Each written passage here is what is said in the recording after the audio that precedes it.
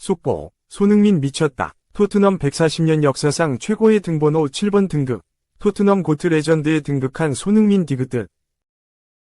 캡틴 손흥민이 토트넘 호스퍼 역사상 최고의 7번으로 평가받았다. 하지만 그에게도 아직 손에 넣지 못한 마지막 퍼즐이 있었다.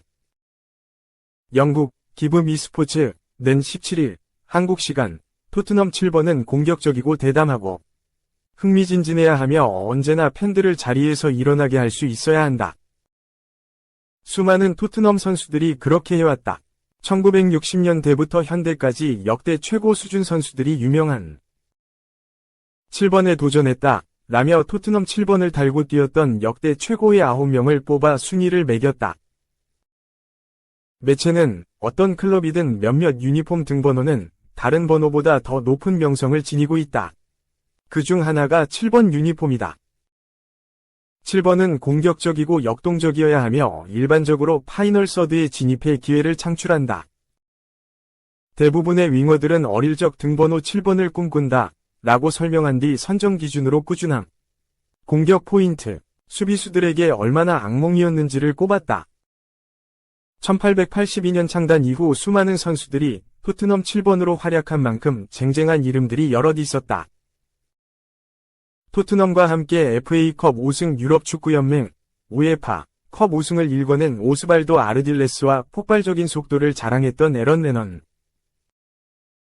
토트넘 역사상 가장 위대한 미드필더로 꼽히는 글렌 호들 등이 명단에 올랐다. 대망의 1위는 바로 손흥민이었다. 기브 미스포츠는 2015년부터 지금까지 토트넘의 7번을 책임지고 있는 손흥민을 역대 최고의 7번으로 선정했다.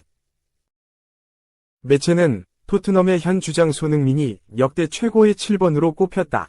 그는 2015년 불과 2200만 파운드, 약 386억 원, 위 이적료로 토트넘에 도착했다. 적응하는 데 시간이 걸렸지만 결국 프리미어리그, PL, 최고 수준 윙어 중 한 명이 됐다. 라며 손흥민은 토트넘 역대 최다 득점 5위, 162골을 차지했고 여러 차례 상을 거머쥐었다. 특히 2020년 푸스카스상과 2021에서 2022 시즌 PL 득점왕을 손에 넣었다. 라고 높이 평가했다. 손흥민은 이견이 없는 토트넘 전설이다. 그는 데뷔 시즌이었던 2015에서 2016 시즌엔 다소 아쉬움을 남겼지만 이후로는 쭉 PL을 대표하는 공격수로 활약했다. 첫 시즌을 제외하면 무려 8시즌 연속 두 자릿수 득점을 올렸다. 10골 -10도움, 클럽에도 4차례나 가입했다. 손흥민의 가장 큰 무기는 빠른 발을 활용한 뒷공간 침투와 양발을 사용한 치명적인 마무리 능력.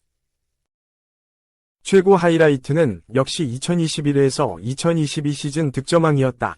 손흥민은 당시 리그에서만 23골 7도움을 터뜨리며 모하메드 살라와 함께 공동 득점왕에 올랐다. 아시아 선수가 유럽 5대 리그 득점왕을 거머쥐는 새 역사가 탄생하는 순간이었다. 다만 유일한 옥에 티가 있었다. 바로 무관. 손흥민은 어느덧 토트넘에서만 9시즌을 보냈지만 단 한 번도 우승 트로피를 들어올리지 못했다. 2018에서 2019 시즌 우에파 챔피언스리그 결승전과 2020-2021 리그컵 결승전에서 모두 패했다. PL 최고 성적도 2위다. 기브 미스포츠는 손흥민에게 빠진 건 팀 트로피뿐이다. 그는 2번이 결승전에서 패배했다. 토트넘 입단 이후 세계 정상급 클럽들이 손흥민을 영입하고 싶어 했지만 그는 매 경기 유명한 등번호 7번을 달고 팀에 항상 충성을 다했다. 라고 아쉬움을 표했다. 매체의 설명대로 손흥민은 데뷔 시즌을 제외하고는 언제나 토트넘 공격의 핵심이었다. 그는 해리 케인과 함께 팀 공격을 책임지며 전성기와 힘든 시기를 모두 함께했다. 토트넘 통산 성적은 408경기 162골 84도움. 이번 시즌에도 등번호 7번과 주장 완장을 차고 팀을 이끌 손흥민이다. 손흥민의 목표는 역시 우승이다. 그는 최근 자신은 트로피가 없기에 레전드가 아니라며 손사래를 치기도 했다. 우승 트로피가 마지막 퍼즐인 셈. 손흥민은 맨인 블레이저스와 인터뷰에서 내 마음속에는 한 가지 생각만 있다. 아주 쉽게 말할 수 있다. 우승하고 싶다. 트로피를 들어올리고 싶다. 주장으로서 팀의 트로피를 가져오는 것이야말로 성공이다. 아주 특별한 기분일 것이다. 우리 가족과 클럽, 동료들에게도 마찬가지, 라고 말했다. 이어 그는 우승을 위해 무엇이든 하겠다. 난 지금 토트넘에서 나를 전설이라고 부르지 않는다. 난 무언가를 획득하고 싶다, 라며 모든 면에서 더 노력해야 한다. 난 리오넬 메시나 크리스티아누 호날두처럼 완벽한 선수가 아니다. 더 발전할 수 있다. 라고 각오를 불태웠다. 물론 손흥민은 명실상부한 토트넘 레전드다. 그는 토트넘 유니폼을 입고 162골을 터뜨리면서 구단 역대 최다 득점 5위에 올라있다.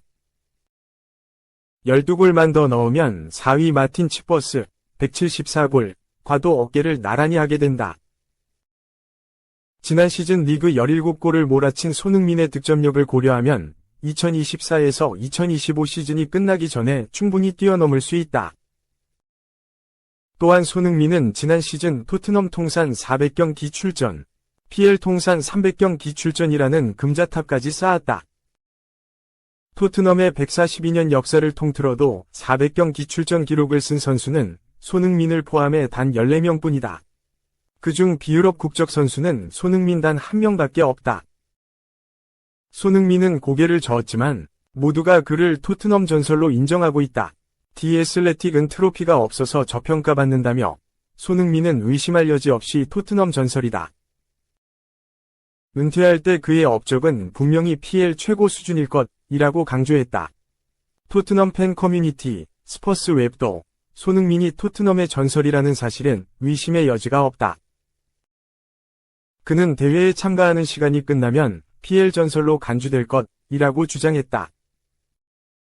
토트넘 역사에 많은 발자취를 남긴 손흥민.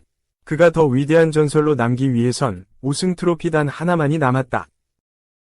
PL 우승은 너무나 어려운 만큼 우에파 유로파리그나 FA컵, 리그컵 우승이 그나마 현실적이다.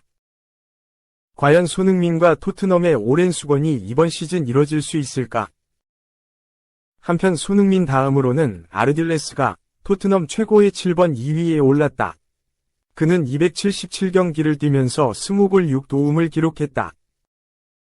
기브 e스포츠는 토트넘 팬들에겐 아르딜레스를 묘사할 만큼 훌륭한 표현이 없다. 그 전설적인 미드필더는 놀라운 영향을 미쳤다. 세 번째 시즌엔 토트넘의 FA컵 우승을 도왔고 경기장 밖에선 전설적인 결승곡 오시스 드림을 만들었다. 1990년대 중반엔 잠시 감독을 맡기도 했다 라고 전했다. 3위는 레넌이었다. 그는 2005년부터 2015년까지 토트넘에서 뛰었고 PL에서도 손꼽히는 빠른 발로 측면을 휘저었던 선수다. 매체는 레넌은 커리어 내내 직선적인 달리기와 짜릿한 마지막 방향 전환으로 수많은 풀백들을 괴롭혔다. 그는 363경기에서 30골 76도움을 올렸다 라고 조명했다. 이어 매체는 결코 골에 집중하지 않았던 선수에게는 경이로운 기록이다. 이는 그를 진정한 7번으로 만들었다. 세계 정상급 윙어들이 질주 대신 패스를 선택하는 오늘날 많은 이들이 레넌을 그리워하고 있다. 라고 레넌의 활약상을 되돌아봤다. 마술사로 불렸던 호들은 6위를 차지했다. 그는 토트넘 첫 시즌에만 7번을 달았고 보통 10번을 책임졌기에 높은 순위에 오르지 못했다.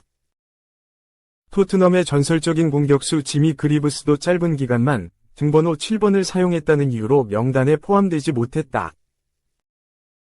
2. 선 절친, 이적의 라리가 최고 명문 집안 싸움 났다.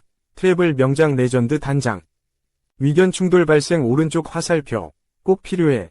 불스, 쓸데없어.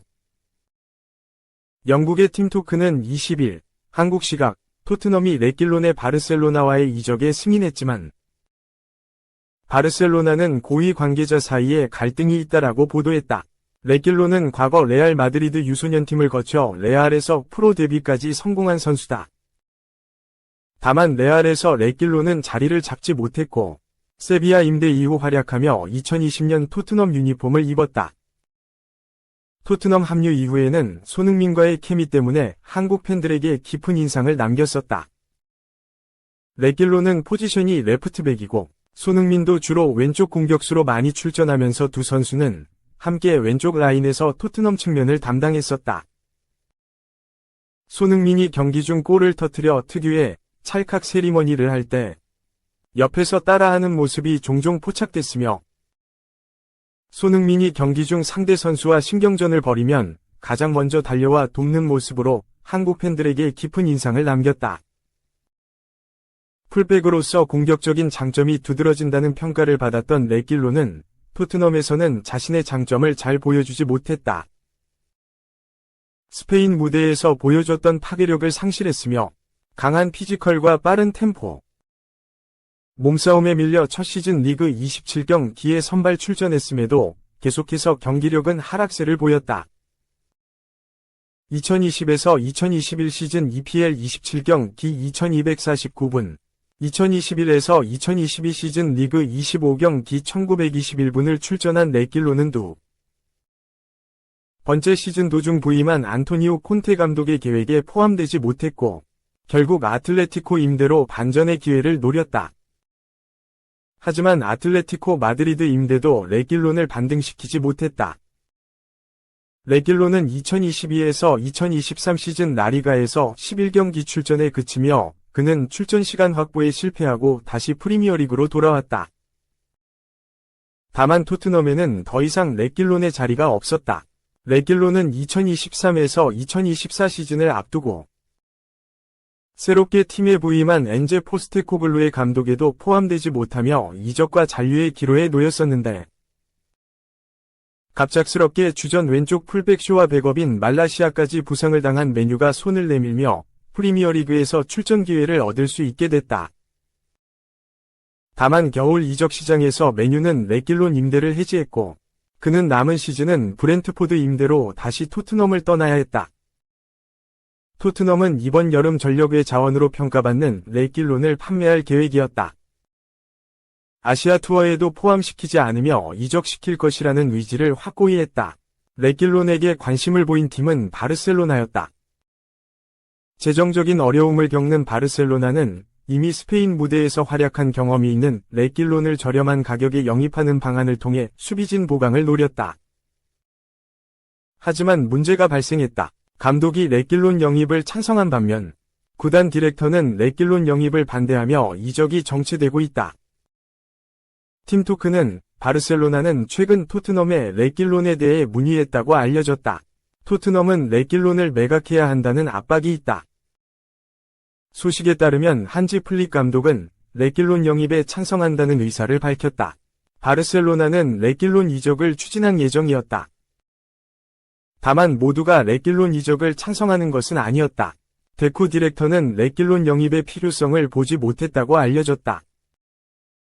데쿠는 수비보다 윙어 영입이 나을 것이라고 생각한다라며 레길론 영입에 대한 플릭과 데쿠의 중도를 전했다.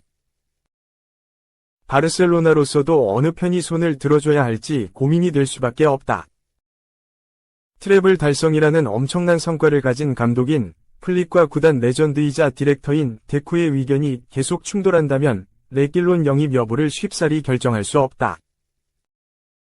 다만 플릭 감독의 계획에 최근 무게를 실어주고 있는 만큼 레길론 영입이 성사될 가능성도 적지 않다.